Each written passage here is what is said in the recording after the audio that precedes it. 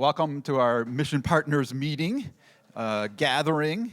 We're using this microphone not because we want to be super formal, but we wanted to record this for other people that aren't here to be able to hear and listen to it. So that's why we're doing that. It's not because we're trying to be so super formal, but it's good to be gathered as friends. I just wanted to share real quickly as we begin. This was in the email, and I thought it was well worded, so I'm just going to share it again in terms of if you're newer to Mission Partner meetings or if they've been far enough between that you're like, what were those things? I don't remember. What did we do? Because we don't do these super often. But the purpose of a Mission Partner meeting isn't strictly to be a business meeting. I love that they put the yawn in there because I hate business meetings. They are spaces the leadership team is crafting to equip our mission partners to be more fully equipped in our mission together. And so if you think back to last time, if you were here, we focused a lot around the realization as leaders that we're having that for North City, I almost said Mill City, I don't know why, North City to be all that God wants it to be, we need to go through a continued transition from being kind of staff-led and mission partner resource to being mission partner-led and staff resource. So if you remember that conversation, that was kind of our... I will. It's not going to be that boring, George. So that's kind of the function of that. And then I also liked just kind of the statement about kind of our role as leadership team members. So obviously, Christian Ann and JD are our pastors and leaders, and then Renee and David and Andrew and myself also make up the leadership team. And our hope is that you don't see us as some like kind of board or some, I don't know what you would think of in terms of businessy stuff, but instead that our role is to partner, especially with JD and Christian Ann, in helping equip for the mission of North City, which is to love our neighbors in the way of Jesus. So sharing that just as a context to this meeting, and our tradition has been to start with a time of dwelling in the Word. So we're going to read a passage. Last time we kind of feel drawn to Ephesians 4 over and over again. Last time we were in the part of Ephesians 4 where Paul is talking about how God gives grace and gifts to every member of the body. And so we talked about apostle, prophet, evangelist, shepherd, teacher, and we even talked about how do you feel like you identify, and we put names on sheets up, if you remember that. And so last time we were dwelling in the early part, the middle part of Ephesians chapter 4. And this time we're going to dwell in the beginning part, because it's interesting that transition from the early to middle even has a therefore or a however, a contrast. So we're going to kind of notice the contrast in the earlier passage of Ephesians 4 today. So what I want to invite you to do is to stand with me for kind of the public reading of our scriptures. We're going to hear this passage twice. It'll also be on the screen so you can follow along. And just listen for a word or a phrase. Some people, when they dwell on the word, have just an overwhelming kind of sense of an emotion that it brings to them, to notice that. And then some people also kind of have visions and kind of an image comes to them. So listen for a word, a phrase, an emotion, an image. And so I have two readers that are going to read the passages for us. Therefore, I, a prisoner for serving the Lord, beg you to lead a life worthy of your calling, for you have been called by God. Always be humble and gentle. Be patient with each other, making allowance for each other's faults because of your love. Make every effort to keep yourselves united in the Spirit, binding yourselves together with peace. For there is one body and one Spirit, just as you have been called to one glorious hope for the future. Therefore I, a prisoner for serving the Lord, beg you to lead a life worthy of your calling. For you have been called by God. Always be humble and gentle. Be patient with each other, making allowance for each other's faults because of your love. Make every effort to keep yourselves united in the Spirit, binding yourselves together with peace. For there is one body and one Spirit, just as you have been called to one glorious hope for the future. Okay, while you're standing, find one other person, maybe somebody that you didn't come with today, so somebody different, and just share if something did pop out for you, what that was, and maybe why that it popped out for you. So pair up in just pairs, because if we get more than pairs, it may take too long. So as we were thinking about kind of equipping ourselves as mission partners in this season, we were thinking that the main theme that we really wanted to bring to you was an awareness of how much work we do and how hard of work we put in. And so we're going to be celebrating a lot today. So it's going to go celebration, and then we're going to talk some about peacemaking, and then we're going to talk some about celebration again, and then we're going to talk about finances. So it's just, you'll notice there's like woven through. And Renee is our celebration person.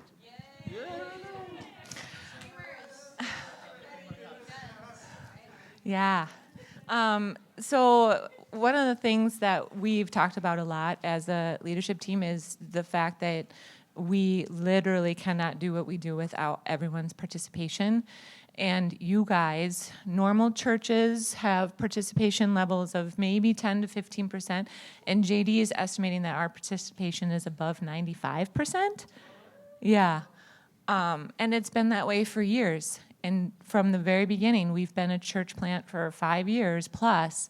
And so I think you guys should just be really amazed by yourselves and how long that you guys have been participating with us in this mission. And for everyone that's just been here for a year or two, still, thank you so much for jumping in to this untypical way that we do church.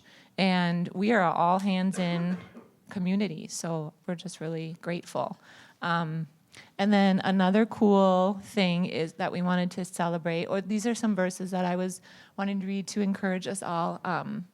But the first one, Romans 15:13, may the God of hope fill you with all joy and peace as you trust in him, so that you may overflow with hope by the power of the Holy Spirit. And I just think that sometimes we come to church on our own strength, right? Sometimes we roll out of bed and yell at our kids to get here and hurry up and get in the car. And so just kind of a pause on that and a reminder that when we are filled with God's peace and love and joy, that really does overflow. And I'll read the second one in a little bit. Can you go to the other, please?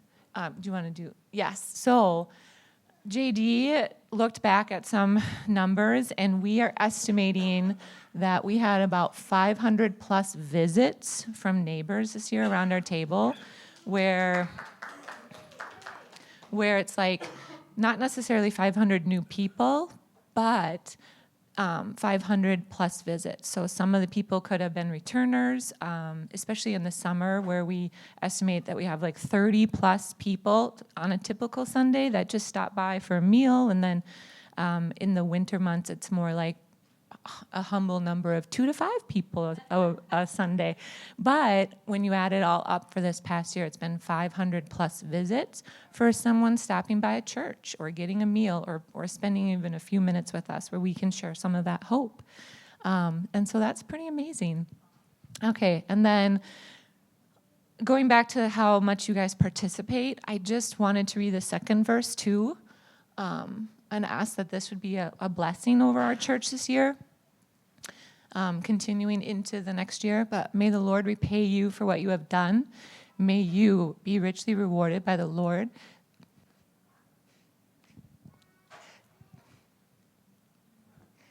Sorry.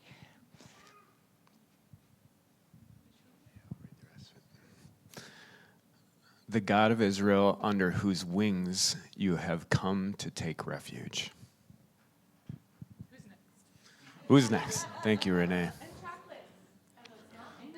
Renee very kindly procured some chocolates as appreciation for you all, a small token, and dark chocolate for use.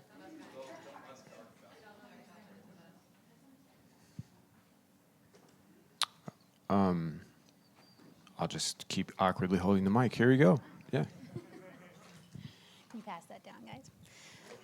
Yeah, we are so grateful. I think we've said this from the beginning, and this is kind of our mentality, our heart, is that we really can't do church without all of you. And maybe that's a, common understanding, but, in other places, people can just show up and the teams just do everything for them. Other churches are set up where it's more around a stage, and we really believe that Jesus shows up in a unique way around the table with each of us. And when we come present, we get to see Jesus' presence in a unique way. And we bring that to the neighbors that are sitting across from us. So that's why participation matters so much, is we need more and more witnesses to what Jesus is doing in each other's lives. And when we share what God's doing in our lives or across the table, when we share and notice what God is doing in other people's lives, and maybe that's the first time someone's ever done that for them, I mean, that is what Jesus is doing around this table. And so that's why it matters. Like, your presence matters so much. And, chocolate can't even go to say, like, can't even thank enough, like, we just want to notice, like, feels in some ways trivial for what it means to show up and to be committed to a church community, because it's not easy. You could be doing a lot of other things, but creating a way of life around the table is something that we love that you all want to do and that we want to do too. I actually did not grab one of those, so I passed it around. I want to share a little bit about kind of, all of you guys received this document around peacemaking and our heart around that, and kind of wanted to just back up because, this is the beginning of a process around wanting to be a church that can talk about the hard things, that can endure difference, that can hold conflict in a loving and supportive way. And we just want to recognize that that is unique and that is really hard. And a lot of people have experienced, churches and have many different experiences around conflict in churches. And so just naming our heart behind what we want, what we hope for, this is the beginning of that process. And from the beginning, there was a group of us that when we started North City 5 years ago, we wrote like all these things. These sort of had like a vision casting time, and we wrote down all these different things that we had a vision for that would exist in this community. And one of those was having hard conversations, sticking through it. And also that we would be a safe community. And we recognize that that's like two sides of the same coin, that to have hard conversations, people don't always feel safe. And then to feel safe, I don't know if I can have that hard conversation. And so there's a really big spectrum to that, and we just want to name that. And so this is the beginning of a process, and we sent this out to sort of say, like, hey, would you look at this with us? And to just back up to say, where did this come from? Where did we get this document? Why are we doing this now? Is, we're a church that's been around for 5 years, so there's already been plenty of conflict in our church. There's been differences. There's been people who have left at various points because they didn't align. And so we want to be a church that's stepping towards maturity in how we do conflict together in a way that speaks the truth in love.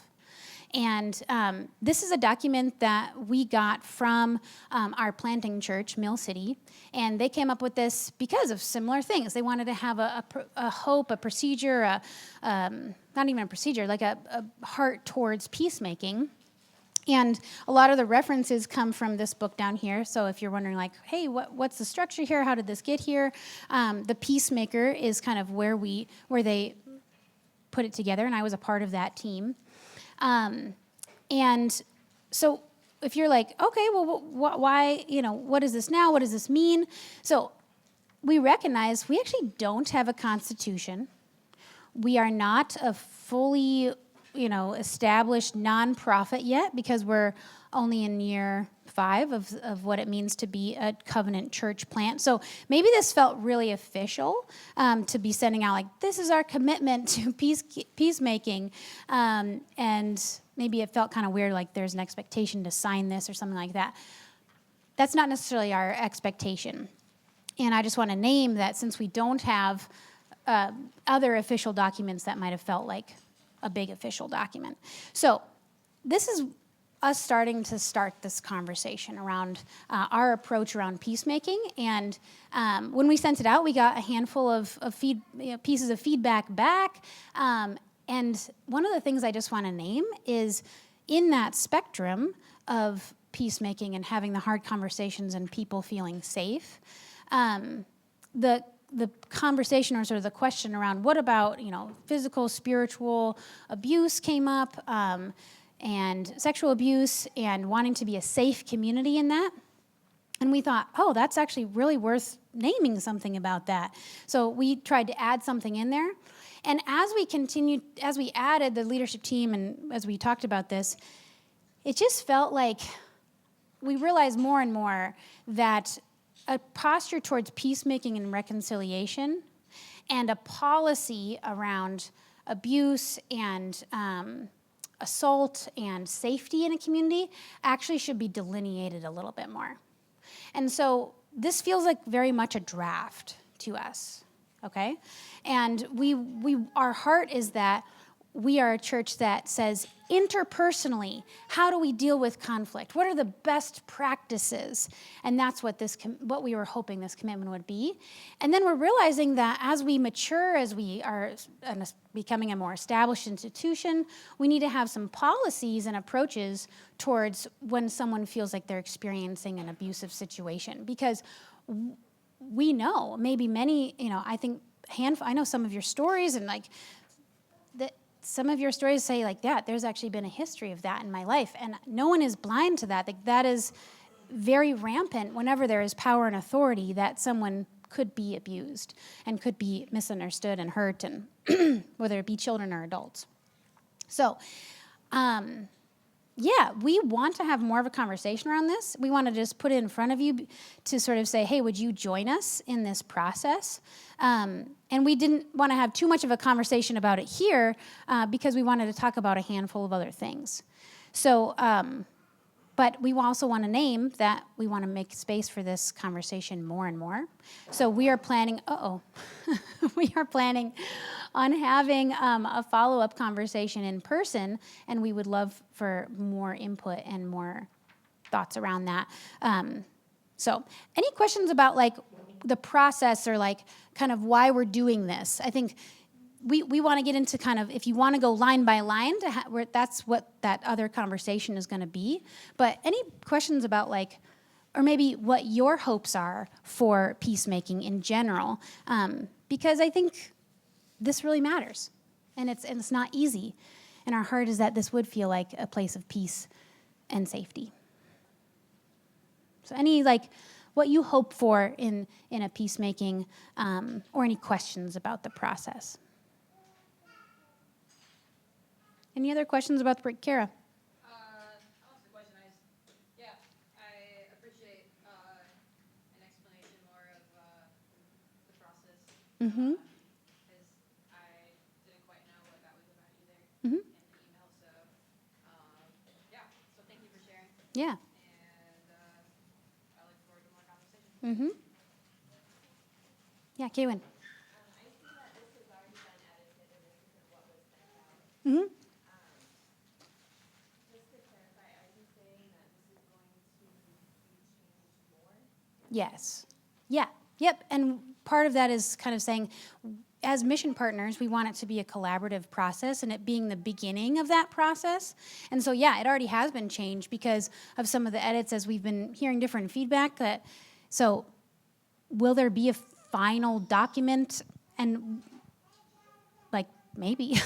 But yes, I think it's kind of like we want to refine the approach and to say, hey, if this is something you're really passionate about, because that's something we notice is like, there's passion around us being a safe community, please bring your voice. And that really matters. And having it in this big group conversation to go line by line might not be the best context, but we don't mind doing that in a different setting. Yeah.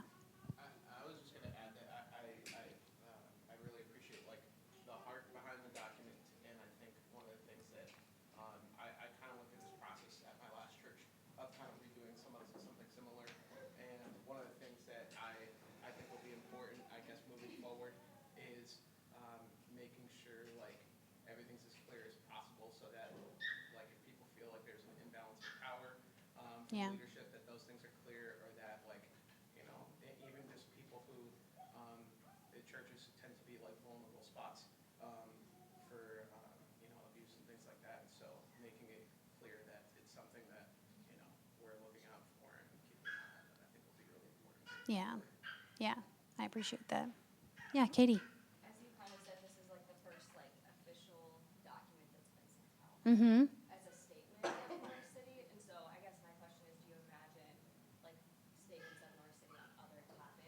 Because it seems to me like, I don't know, conflict's kind of like, hearing the reasoning and like heart behind it is really helpful, because I looked at it and I was like, oh, like, I don't know, just like why conflict, why was that the first thing that we started with? Yeah. And do you imagine there being other documents that kind of like are statements or like official? Yeah. Yeah, one of the things that our leadership team has been doing is kind of in prep for a constitution is actually first defining one of defining our values. So this is one of our values is peacemaking. And so because conflict it help, like whenever there's anxiety, having some sort of structure really does help.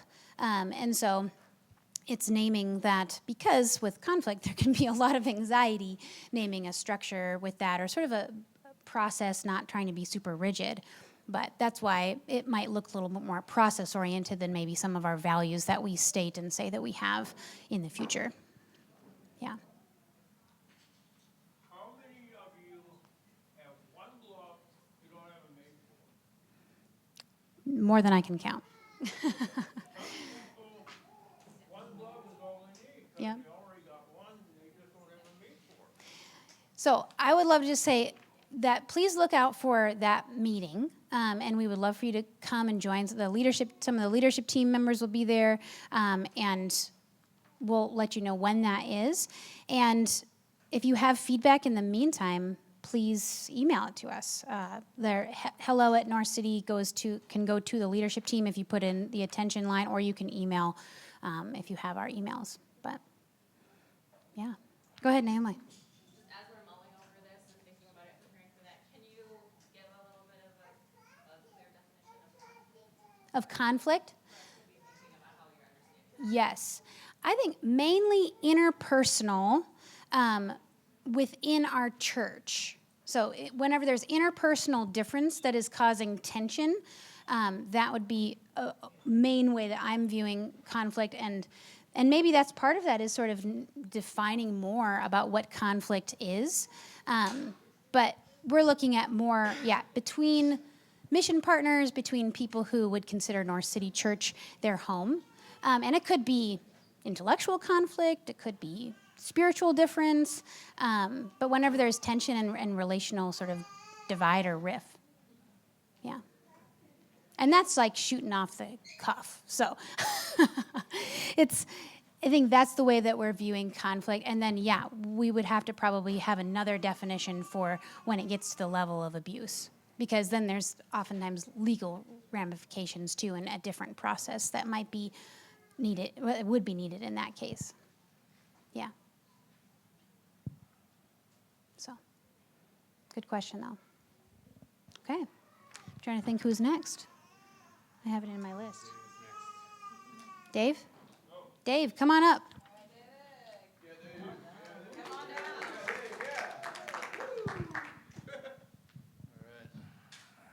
Be prepared. I'm the least prepared person who's going to talk up here today, as I just arrived back from family vacation last night. Thank you. So I'm going to talk a little bit about finances. The more boring stuff, but I'll try to do my best to keep them a little spicy as I can. I do not have any idea what slides JD has prepared for me, so I might look with you. That's how prepared I am.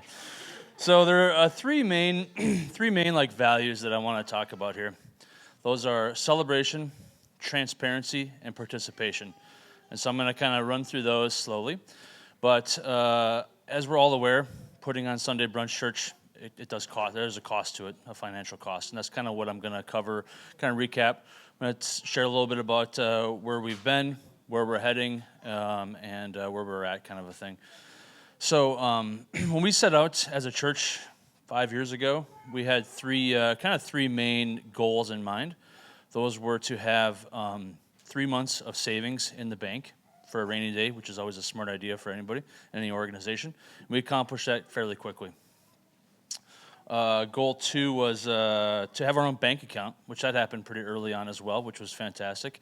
And the third one was to be financially sustainable, which is like the end goal for any organization, to cover your own expenses, And we have not reached that. We're working towards it, and I'm going to be sharing a little bit about that. But I just wanted to put those 3 goals out in front of everybody before we get started here. So some celebrations that we have, and we've got some really, really cool ones here. Let me see what the next one is. Oh, that's not it. Here we go. Oh, that's like midway through. No, I can do it. I can do it. We this is more transparency, so I'm going to jump right to the transparency part. Our spending. So our fiscal years run October 1st through September 30th, and last year's financial, we spent $138,000. Our local giving was $78,000, and the cash that we had in the bank was $56,000. That's as of like last month or so, somewhere in that range.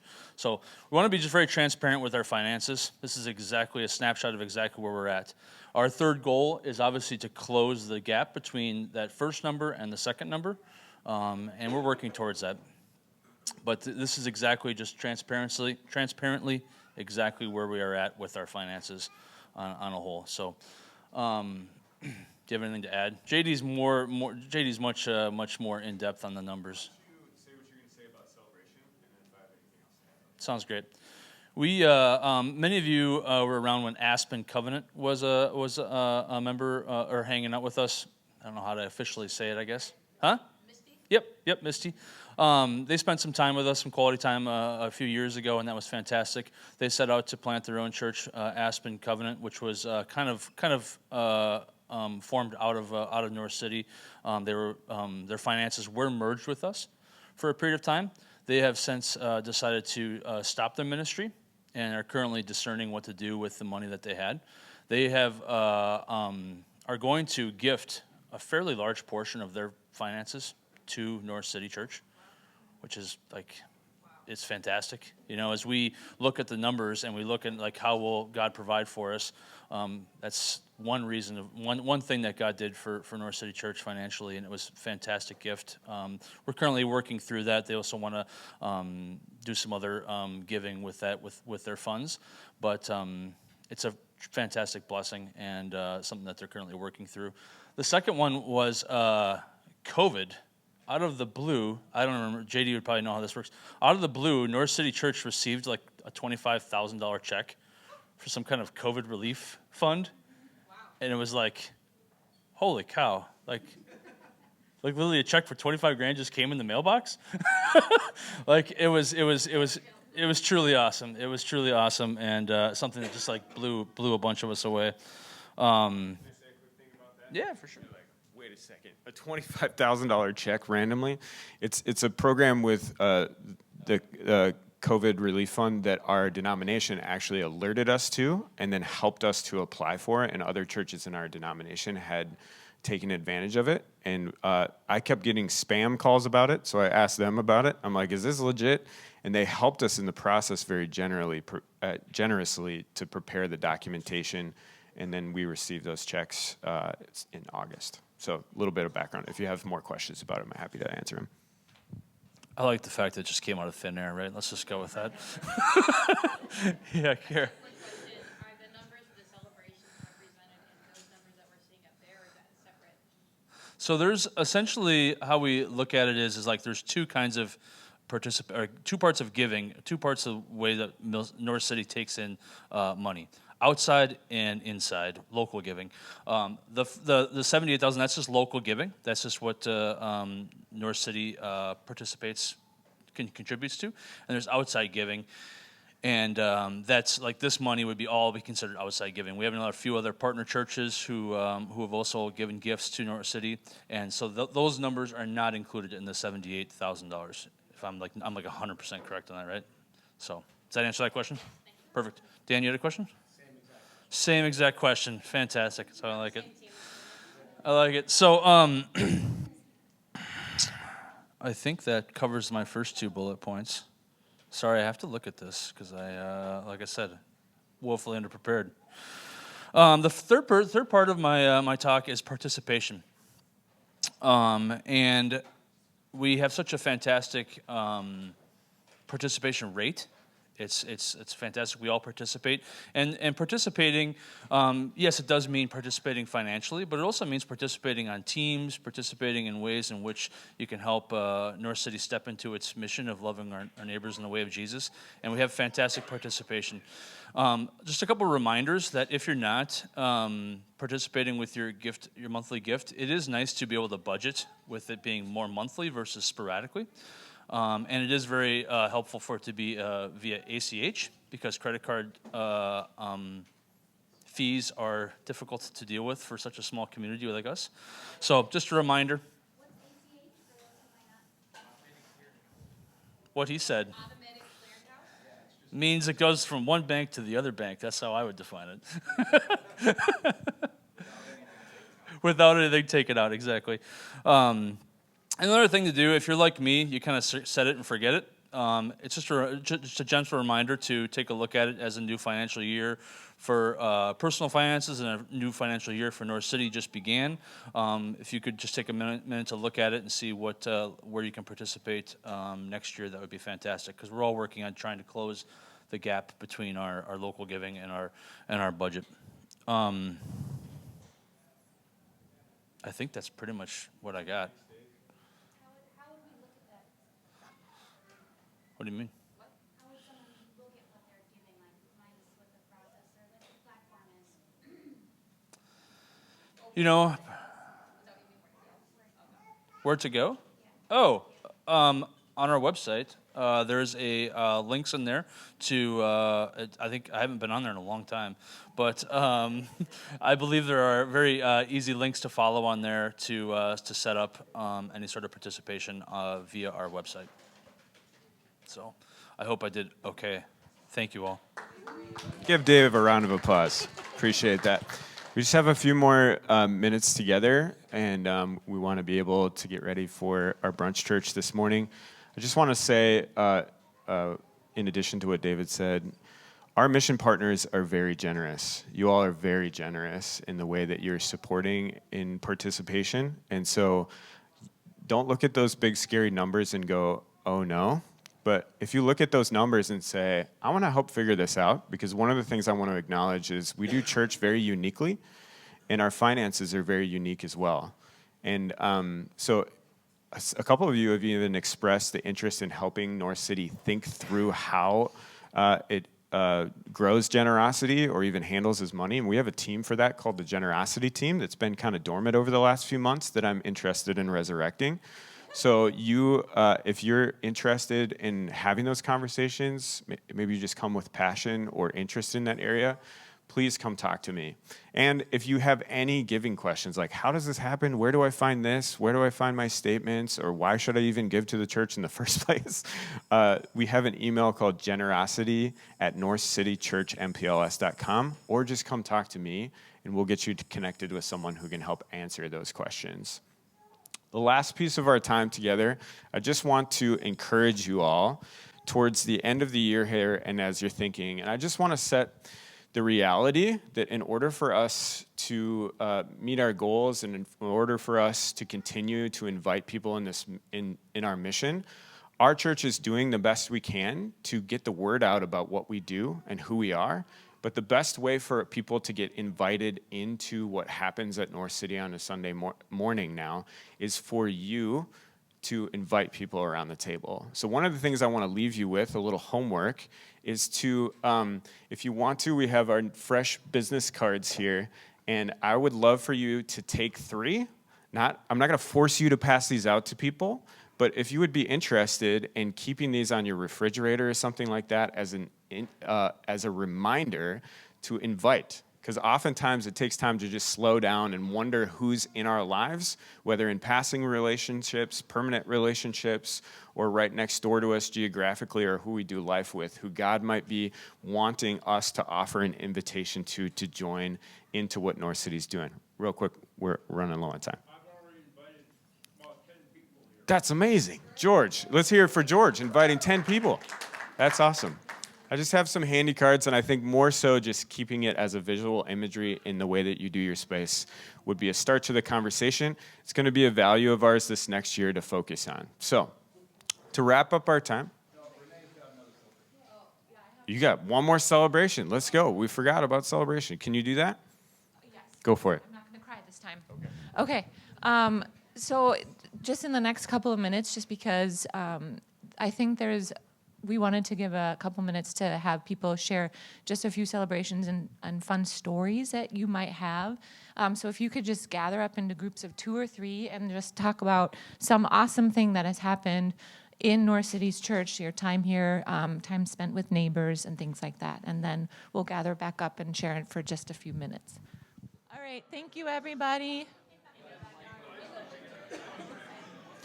So I'm hoping that we could have a person or two share your stories, your celebrations that you just discussed in a small group with the big group.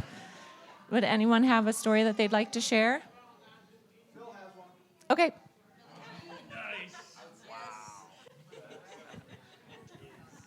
Thank you, Dale. I just said that it's taken a lot of different iterations over the years. Daniel and I were talking about being a part of it when it started, and it's like gone a lot of different ways, but just like really liking where we've landed and just the reflection of what this time looks like sitting around the table. And yeah, it's just different, and it's fun to talk about to people, and people seem really excited about what we're doing. So Thank you. Does anyone else have a celebration or a praise or a reflection?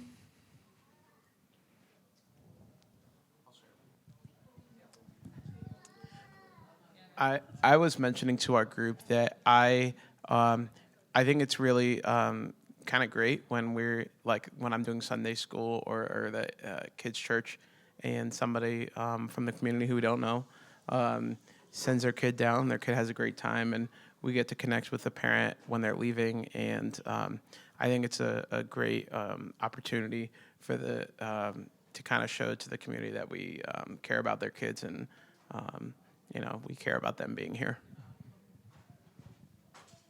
One more. Does anyone have something?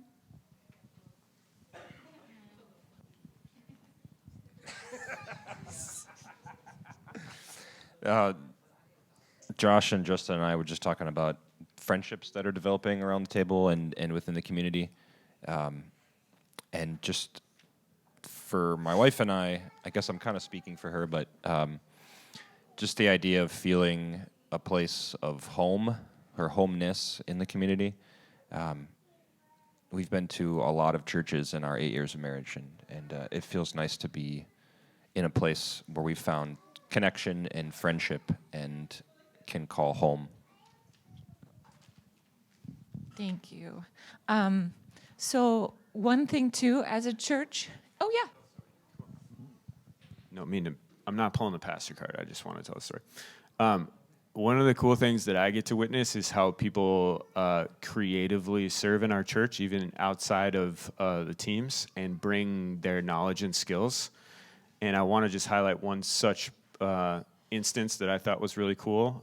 At the end of the summer, our chair carts were like ridiculously beat up, and I kind of stared at them and I'm like, I guess I'll tighten those bolts. I don't know what else to do.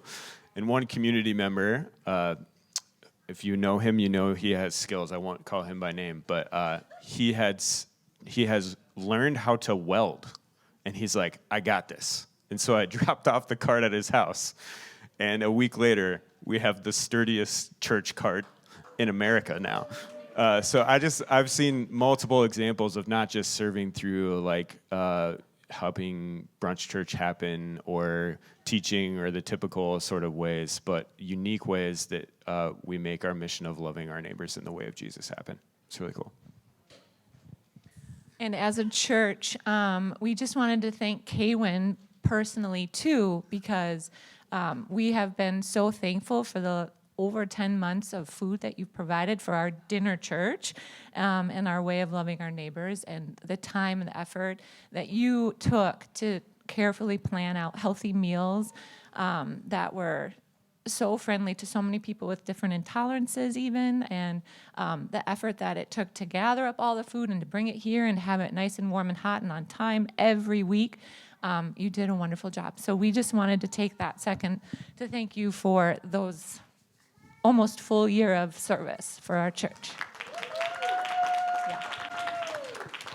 And I don't know if anybody has heard on KTIS or anything else, but this is Pastor Appreciation Month, and we happen to be having our missional meeting. And so we thought, as a leadership team, and if anybody else wants to too, I just want to take a second and thank JD and Christian Ann. She's not here, but, oh, you are. I thought you left. So I'm going to read this little thing and then have other people come up. Thank you both for the time and the effort that you have poured into our church these last 5 years. I have been grateful to join with you in your vision of what North City Church can be. And CA, thank you for bringing to our church culture a passion for connection and true community. And JD, thank you for your vision for our church, helping us to strive to really love our neighbors in the way of Jesus. And thank you both for your co-leadership and your co-pastoring. That's been really cool to see and to grow under. And both of you have just a huge desire for our church to be a place where the little ones can be celebrated too. And as a mom, that's really sweet. So, as parents. Dale? Yeah. Oh, I will add to that, though, because I got the chance. My wife and I were talking. Judy, unfortunately, her dad had a little crisis this morning, so she's not here. But we were talking this morning. We're old, and so we're different than many of you in this room. But we were kind of computing that we've been involved in church leadership for a little bit over 30 years in some capacity or another, and with lots of different people. And we've been part of that with a lot of different people. But I'm here to tell you that these two are remarkable leaders. I'm always kind of humbled and, taken aback when we have meetings and hear their perspective on things and their heart. And it is really unique to have not only co-pastors, but two leaders that each of you are such high capacity leaders in unique ways, and to watch the two of you work and then work with us. And then just knowing the depth of wisdom that you bring to conversations, I am always taken aback. And after 30 years, I'm not usually one who's kind of surprised by things, but in this context, I have been. So I get to add that. Now Andrew's going to finish this up, right? Have we forgotten anything? I think that's it. Just closing here.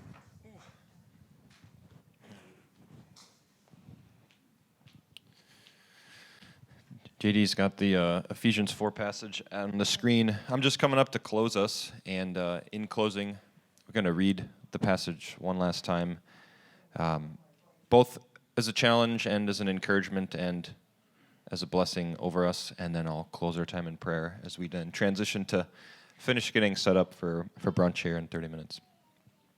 So Ephesians 4, 1 through 4. Therefore, I, a prisoner for serving the Lord, beg you to lead a life worthy of your calling, for you have been called by God. Always be humble and gentle, be patient with each other, making allowance for each other's faults because of your love. Make every effort to keep yourselves united in the Spirit, binding yourselves together with peace. For there is one body and one Spirit, just as you have been called to one glorious hope for the future. Please pray with me. Heavenly Father, we come before you this morning at the end of a mission partner meeting, and grateful for a chance to gather together and discuss a variety of things to unite under one purpose of loving our neighbors in the way of Jesus. I thank you, Lord, that you can nourish us through your word, that you give us a word that can satisfy our souls and that can also push us towards life in the kingdom. And we thank you, Lord, that we are citizens of your kingdom now, even though we are waiting together for that one glorious hope where we will be united before the throne as a people from every tongue and tribe and nation and people. And when we are there before you, we will be united, and there will be eternal peace because of the work that you have done to reconcile us to yourself through your Son. Bless us now, Lord, as we transition to welcoming our neighbors and gathering together around the table. Would you join us at the table as you do every week, ministering to each of us and to us collectively? And I pray these things in the name of Jesus. Amen.